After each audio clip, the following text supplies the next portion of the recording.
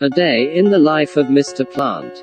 He wakes up in his void and makes himself breakfast. Usually he doesn't have anything on his calendar, and so he gets to read. But not today. Today he has a visitor. Mr. Plant doesn't care much for them, but even introverts need company once in a while. I got your DNA results back. You're half banana leaf. You know, I'm 1/16 banana, and we go through a lot of struggles. You know, some people think we're like, together. Isn't that crazy? Mr. Plant fantasized about bashing Argos's head in, watching the blood seep into his shoes and onto. Mr. Plant has been here for a while. He debates the existential existence of life, knowing that tomorrow will be the same. Some days Mr. Plant likes being seen, being watched. But some days he doesn't. Wednesday is Mr. Plant's favorite day of the week, because now he can do what he always wanted to. Watch television. Please don't kill me. I have a wife and kids. He likes dark comedies best, but sometimes he gets commercials. Do you want a star? Well, now you can have one for only $1. What are you waiting for? Come on over. Mr. Plant hated the Moon Man's fake accent, but the stars looked awfully nice. Are you here to buy a star? Only $1? With that, you can only buy a sad star. Don't you want a happy star? Happy star's only $9.99. If the Moon Man didn't stop talking soon, Mr. Plant would make him. You know, you're a terrible person, coming to space with only $1 when you knew they were $9.99. Take it, take your measly little star and get out. And be careful, because the edges are sharp. Wait. The star is ruined. Mr. Plant? As if Mr. Plant's day couldn't get any worse. Mr. Plant, I saw this on TV and I thought of you. Maybe Argos isn't so bad all the time. I was thinking maybe we could go stargazing or... Mr. Plant returns to the TV. Another successful Wednesday. Monday with Mr. Plant. Most Mondays Mr. Plant sleeps in. But after Argos gave him a star, he promised he'd help him out at his job. Argos has the most terrifying job ever. Childcare. They're really sweet. I have to run some errands, so if you could water them and play them their Hopscotch Man audiobook and prune them, that'd be amazing. I'll be back before their parents get here. You'll do great. Mr. Plant hated children, but he supposed watering was easy enough. The Hopscotch Man was terrified of all the others. Maybe they weren't all terrible. On second thought, maybe these brats needed to be taught a lesson. I'm back, and I brought some food. Flowers?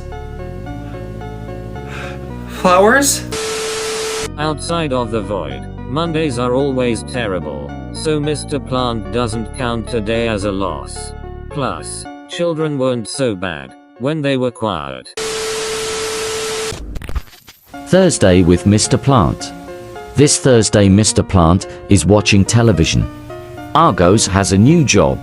If you have a void driver's license, you can go to all sorts of wonderful places, like the beach, or the mall, or the butcher's, all well within your grasp. Mr. Plant has always wanted to explore the void, and this Thursday he has plans to make it happen.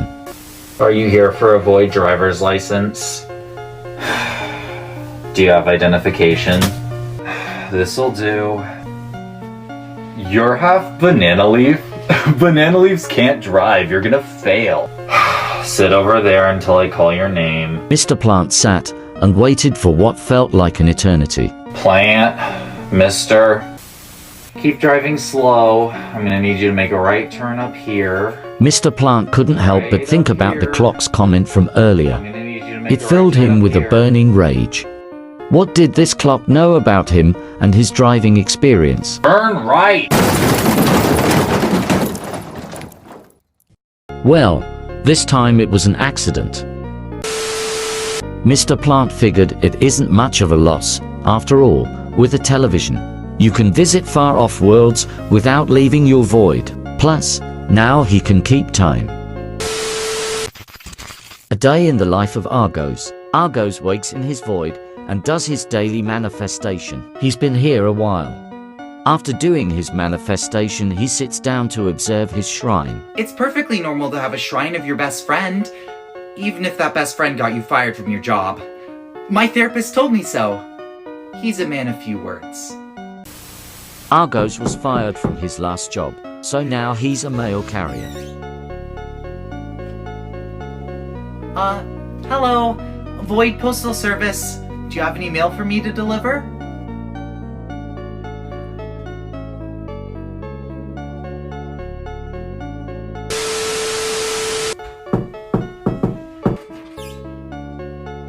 Hello, Mr. Plant. I just wanted to tell you that there's no mail for you today. Great talking to you. We'll go stargazing soon. Argos didn't feel bad about keeping the letter. After all, some things are meant to be. And some things aren't.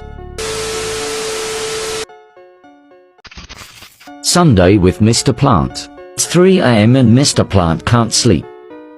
Mr. Plant doesn't remember leaving the TV on. Come in. You're my 315. Sit down, and welcome to Dream Co. Mr. Plant had no idea if he was asleep or awake. It seems we have a problem. We've been sending you nightmares all week and haven't gotten so much as one cold sweat. So, we're going to run some tests. Look into that box and I'm going to show you some horrifying creatures and we'll see how you react. 1, 2, 3, 4, 5, 97, 98, 99, 100. Now don't lose your temper with me, young man. Just because I'm a telly doesn't mean you can be disrespectful. Mr. Plant was tired of the telly. Time to go home. Fine, ignore me. Young people these days. Mr. Plant, you punched your TV. Drat. Sleepwalking again. If you're wondering what I'm doing here, I was just passing through. Nothing weird. Mr. Plant debated whether or not to sleep. After all, Sunday is the day of rest, and his calendar was suddenly free.